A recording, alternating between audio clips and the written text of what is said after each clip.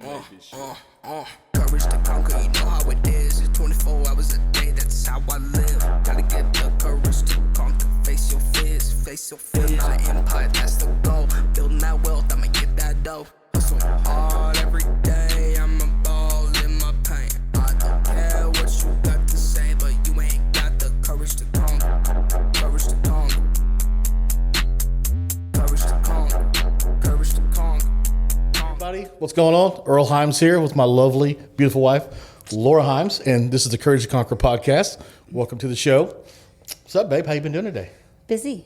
Busy? Running around like crazy. I haven't seen you today hardly at all. What'd you do? A glimpse of you in the hallway, or I'm just seeing I'm thinking it's you, a mirage of you, because I want to see you or something.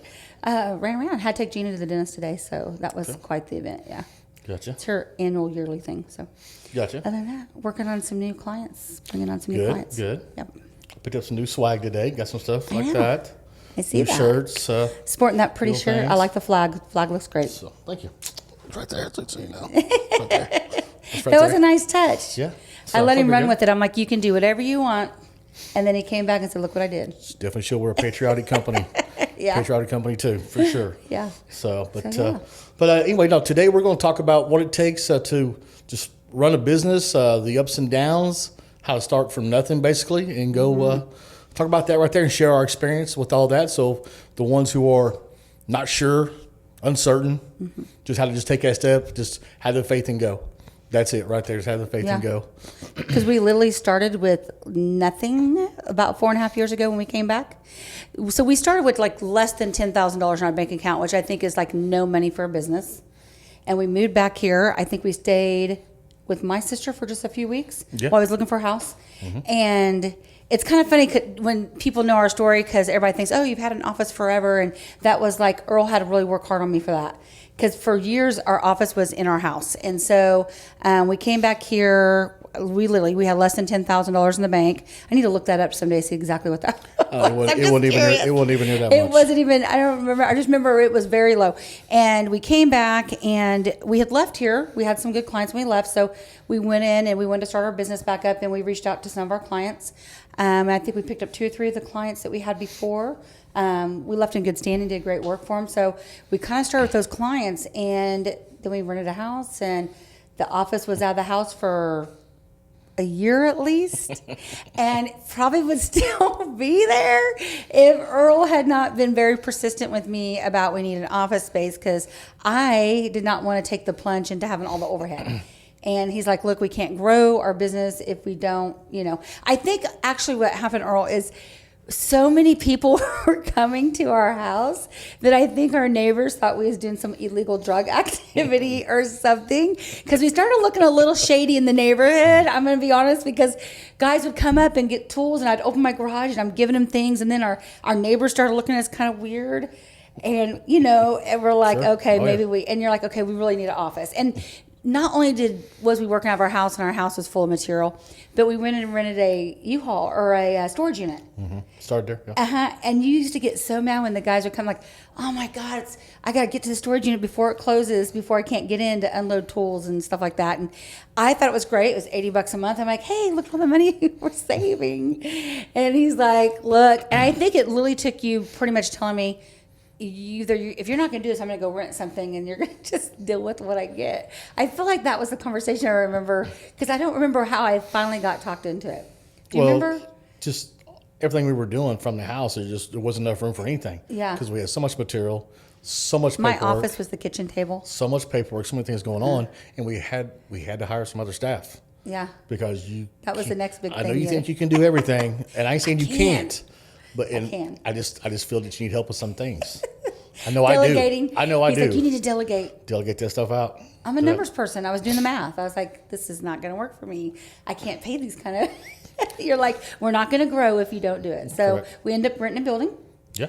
And it's kind of funny because we rented this building in Moore off of Sunny Lane, and I was like, this is perfect size, 900 square feet, and had a little bitty fenced-in yard and an overhead door, and the warehouse was very small, very, very small.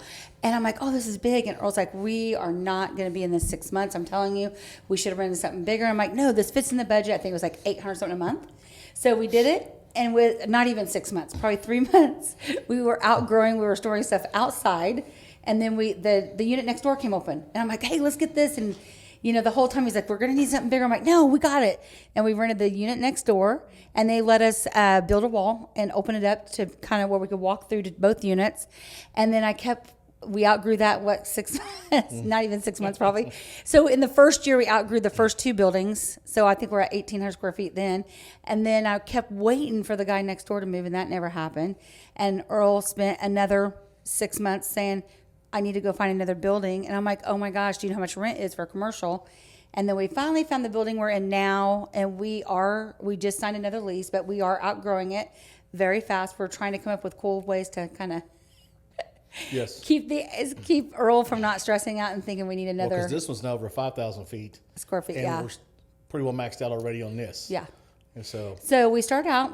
He finally talked me into getting a business or getting an office space, and that was a struggle for him. And then I started with one employee, and then now we've scaled it, and that was a thing. It took me a lot because I am so scared to spend money, I think.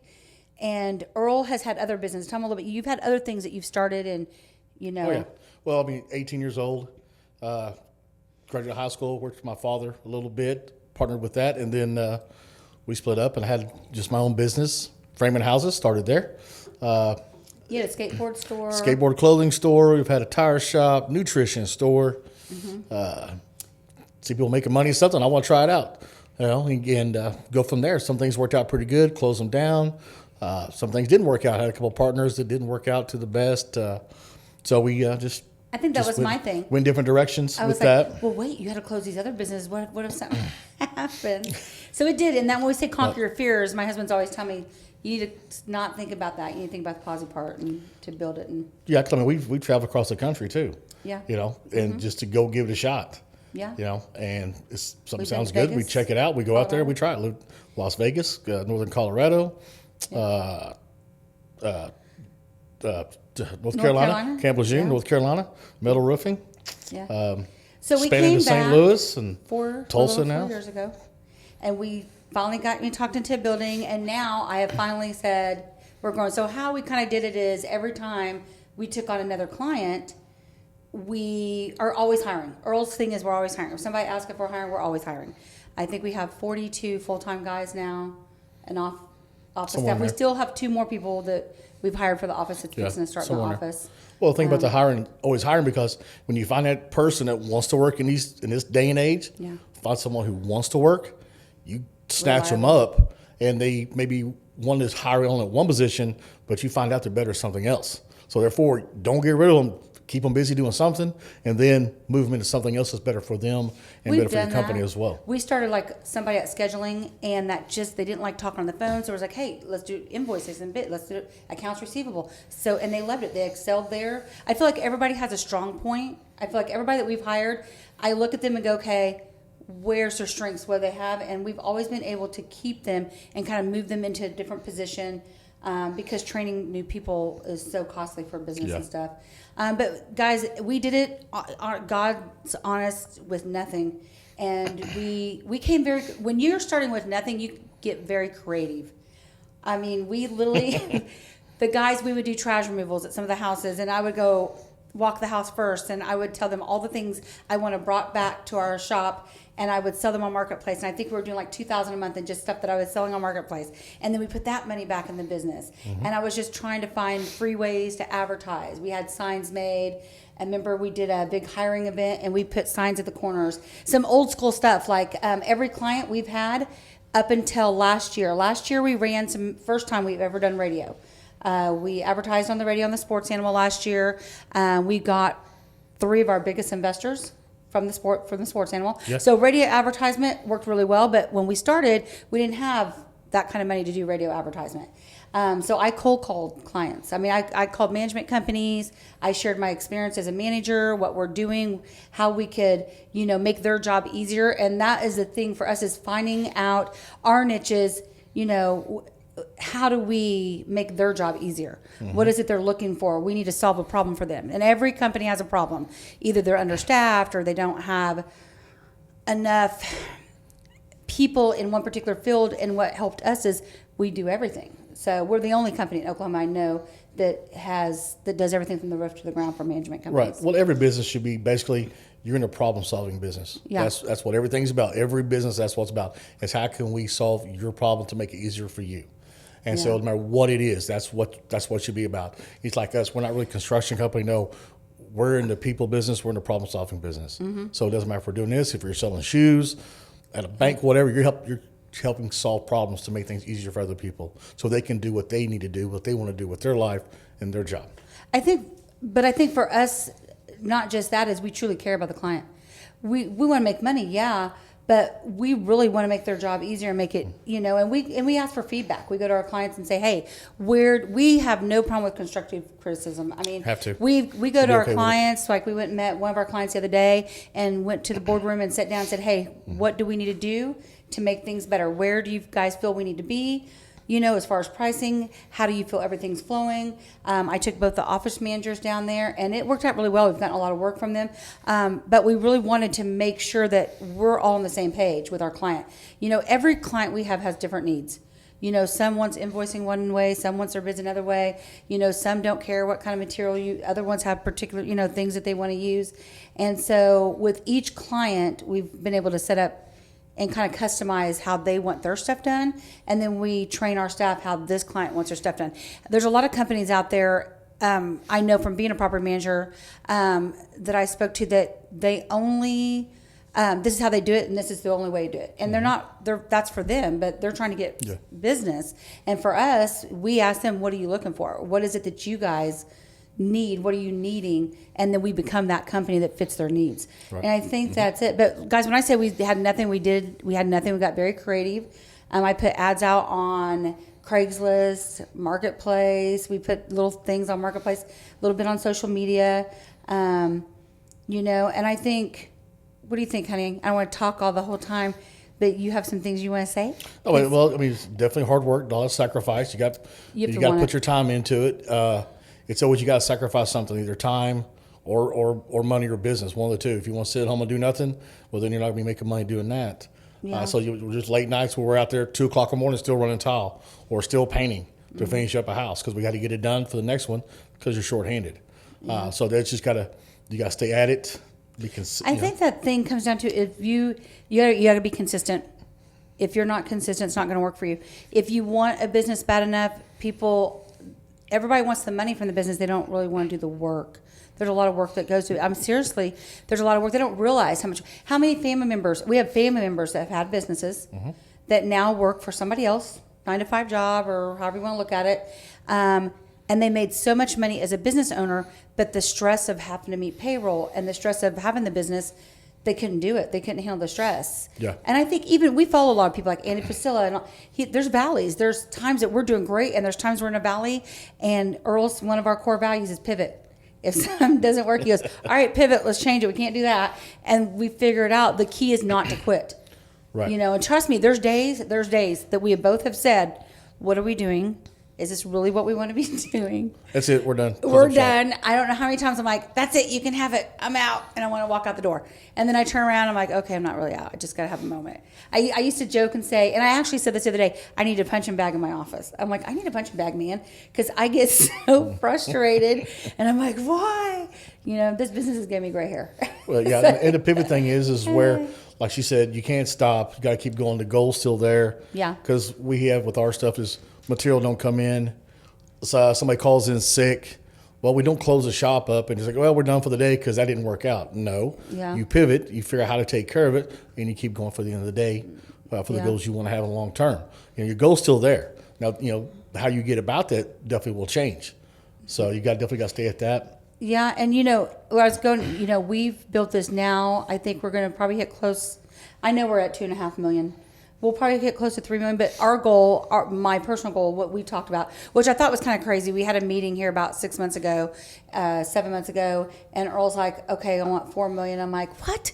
I'm like, we did 2 million. I can't do 4 million. I like all these excuses why. I'm like, you don't understand how stressed. He is an all or nothing person. It's never, oh, let's just do it. No, he's like, no, I want 4 million and I want this. And I'm going, oh my God. And then after I really started looking at the numbers, and I was like, okay, well, what do I really need to meet Earl's goal? Where do I need to be? How many people do I need to work? And so I really started working on that. And about 3 months in, I was like, oh man, I think we might be able to actually do this. Like, he's the visionary. So and I'm the integrator.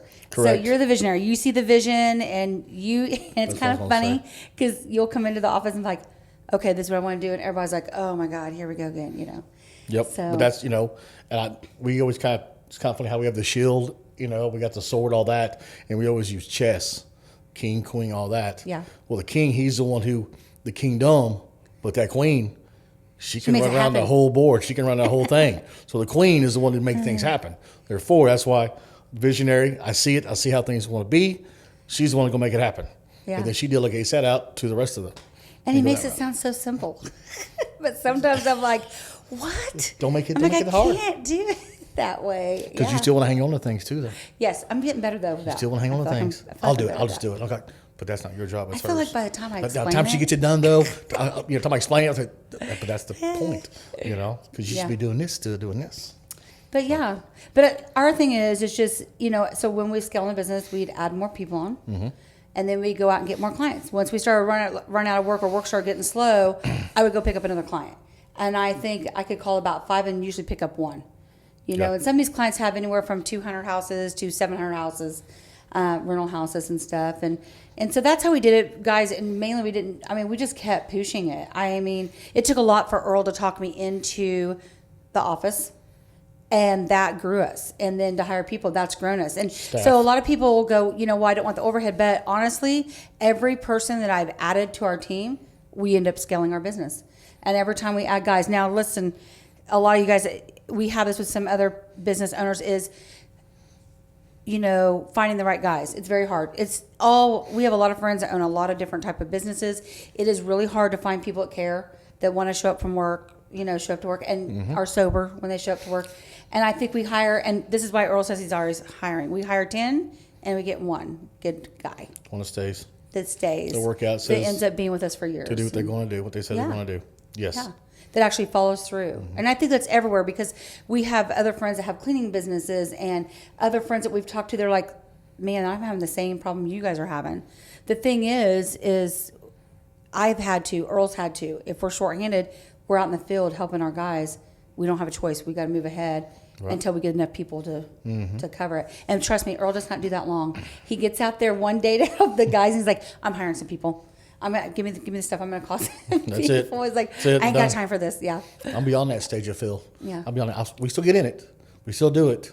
I'll still get in and get after it and root shit and do all that. And then he grabs the hat, too. I've stepped in and poured concrete one day. Went out there. Supposed to have 7 guys there. There's like 4. Huh. And so I just stepped right in with tennis shoes and everything. Just started, for concrete. So It's not. That's why business ownership's not for everybody. It's for the strong. People really, really want to get it. You got to hustle and you got to grind and you got to come up with all kinds of ways when you have no money.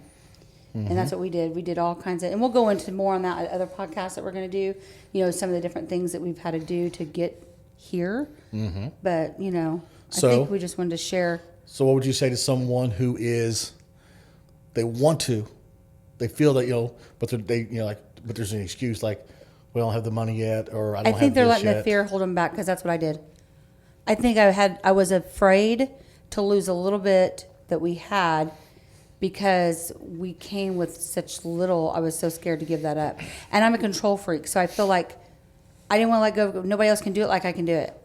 What if they mess it up and then I lose a client? I had that fear of being afraid to somebody else is not going to. Because here's the thing. As a business owner, I feel like nobody really cares about your business the way you care about your business. I feel like it's your blood, sweat, and tears, and you're invested. We've spent money and we've hustled and we've done all this. And when someone else comes in, they don't have that. They don't have any skin in the game. So they're like, oh, I'll do it. It's not their money. So I don't think anybody ever really takes care of your money. And we do have some employees now that truly look at our overhead. They care about our money.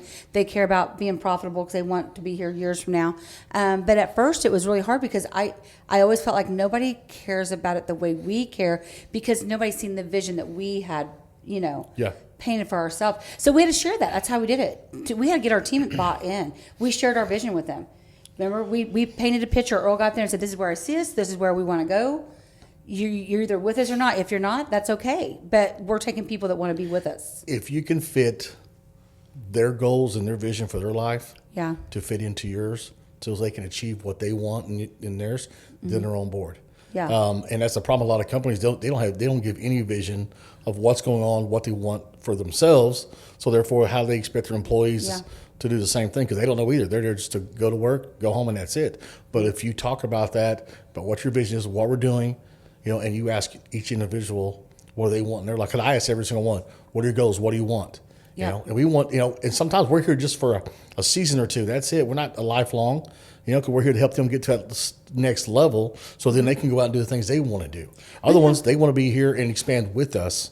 So Yeah. it's up to that right there. We've actually helped several people start their own business. Yeah. Because they started with us and we were like a stepping stone, and they grew and did so well, and we helped them along the way to start their own thing because that was their dream and what they wanted. Because we care. I think that makes us different. There's a lot of companies that don't really care about their employees. I don't even know if they know their employees' names. We actually care about our people outside of work. Yes, it's great that they work for us and we can give them a job, but I care about their well-being outside of here. And that's something that we and you have been talking a lot about, is we actually care and they have goals. And so, Yeah. How's the family? What's Yeah. going on? Kids' ball games. Yeah. Somebody got one. Father had a stroke here last year. We're asking how he's been doing. I think that's helped us grow. Because when we're talking about, where we started and where we are now, I think it's because we truly care about the guys that have worked for us. Yeah. Or the girls. There's girls too, depending on the field, but, Yeah, and the integrity of business is such a big thing. Yes. We got somebody that we've known, went to work with somebody to partner up with, and they told her that there's no integrity in business, and that definitely be very short lived. You can definitely take advantage of only so many people before you will never have that at all.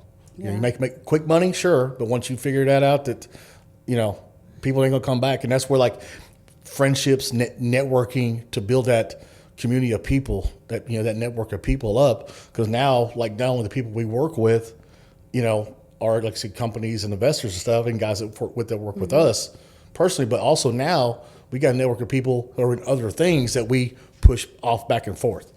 So therefore, we push them some work, they push us things.